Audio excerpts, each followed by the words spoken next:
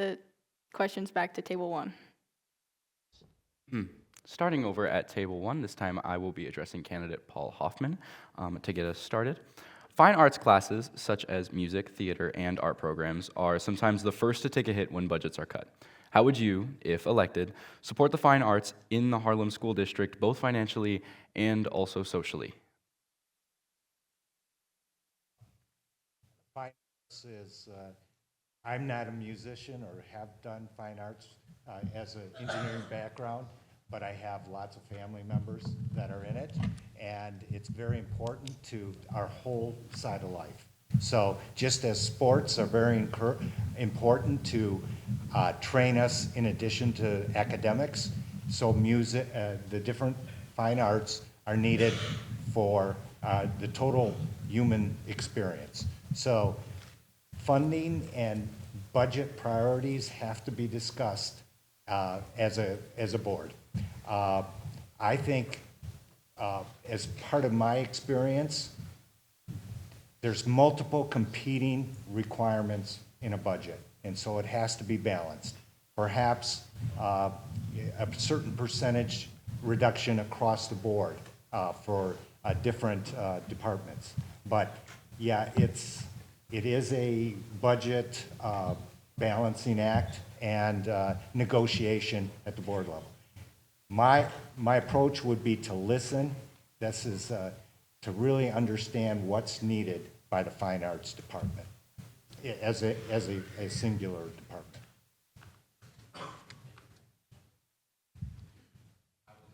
Addressing Richard Janicek, I will repeat this question.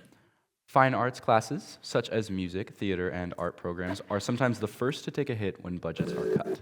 How would you, if elected, support the fine arts in Harlem School District, both financially and socially?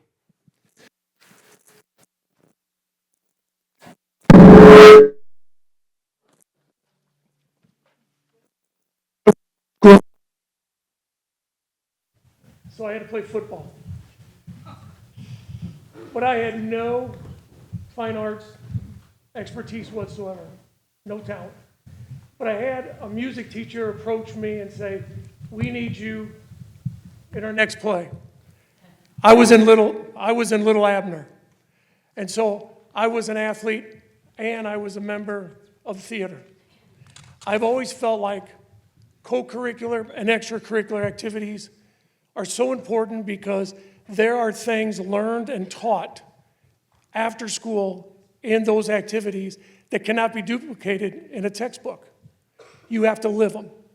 And so when you look at budgets, there shouldn't be a priority to football or basketball, regardless whether we have a winning team or we have a losing team. It's about activities. And if there is some sort of a budget formula that there's X amount of participants, then that goes the same with co-curriculars and extracurriculars, just as athletics and theater. They're both important, and one of them should not take a back seat on the finances. And I agree. If there's hits, everybody gets hit, not the fine arts. Thank you. On to candidate Karen Bell with the same question.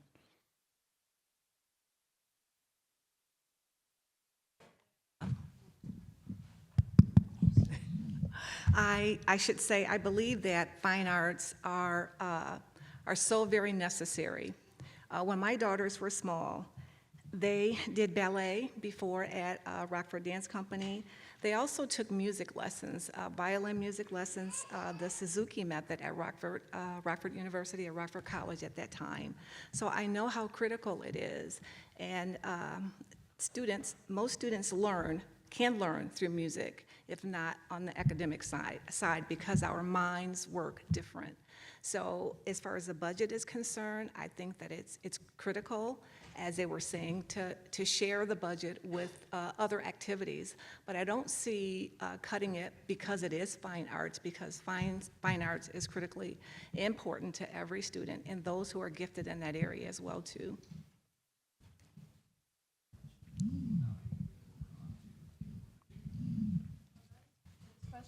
I'm going to begin with Patty Lawrence. Students in the U.S. are on average a half a grade behind in reading and math, and 10 to 20% of students fail tests, yet we still have an 85% graduation rate at Harlem. Why do you think this is the case, and how will you address this?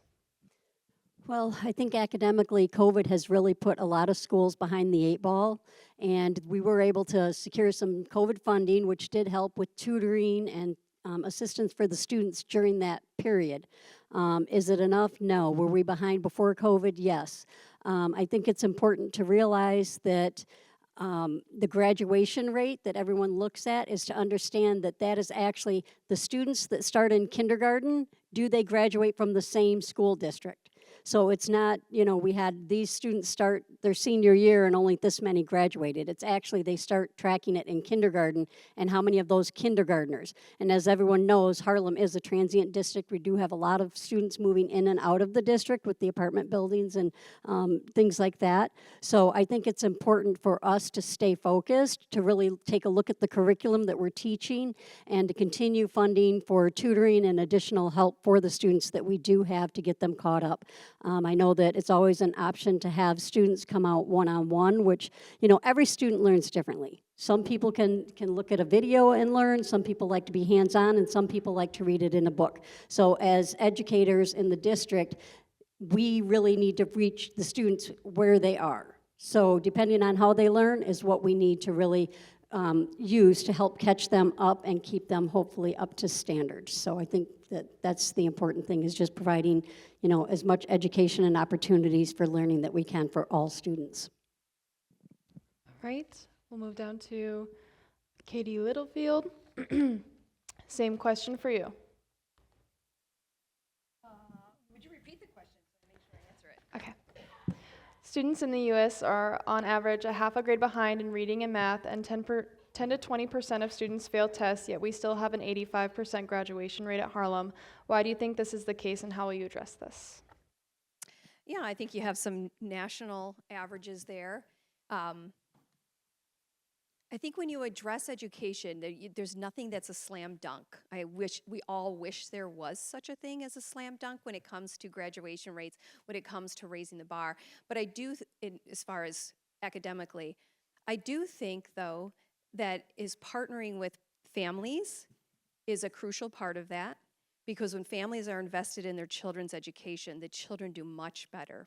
And I think when that's detached, and not that that's the school district's full responsibility, but if they can make that place available for that connection between the family and the education and the importance of that, that can raise the bar. I also think what we celebrate in any district as leaders, when you celebrate something, you get more of it.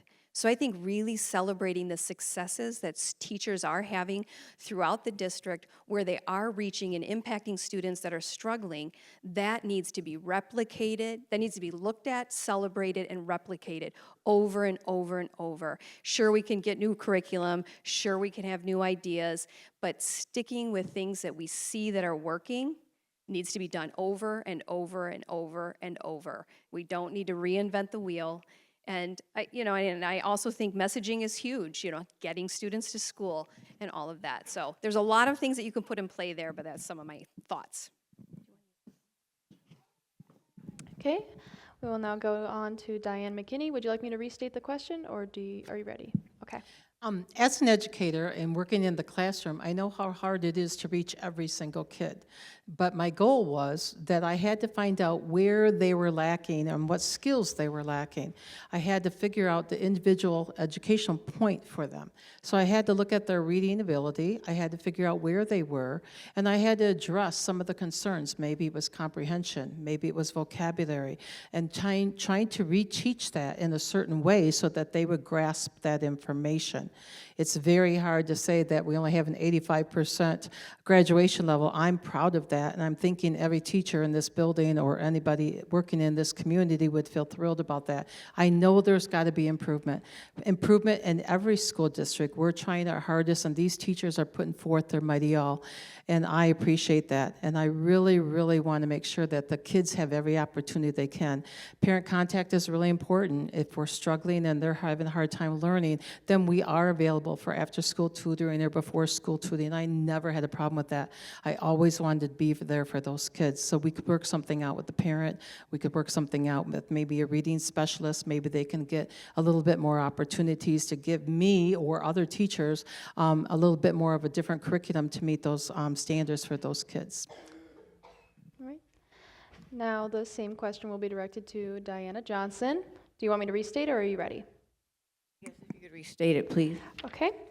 Students in the U.S. are on average a half a grade behind in reading and math, and 10 to 20% of students fail tests, yet we still have an 85% graduation rate at Harlem. Why do you think this is the case, and how will you address this? Thank you. I too feel that our 80% graduation rate is a very good rate. We can certainly improve it, but we have great teachers out there that are teaching our kids, working with our kids, so we should be very proud of that. Also, the fact that I attended the committee of the whole meeting on Wednesday night, and they gave a very nice presentation about looking into new academic forces for us, a whole new curriculum, which is going to really bring the Harlem School District wonderful things. Like, I was so excited to hear how the teachers were talking about it. They did the trial, what they thought their kids were, how the students were reacting to it. So I think doing things like that is really going to increase that reading level in the grade schools. And I do say that there's always ways to improve, but I think we're on the right track and we're moving forward. All right. Thank you. We will now move on to Table 3. This question will be directed to candidate Larry Smith. With Illinois offering a performing arts pathway in 2027, what will you specifically do to help Harlem prepare for this pathway? In other words, how will you ensure we transition our high school from a STEM model to a STEAM model?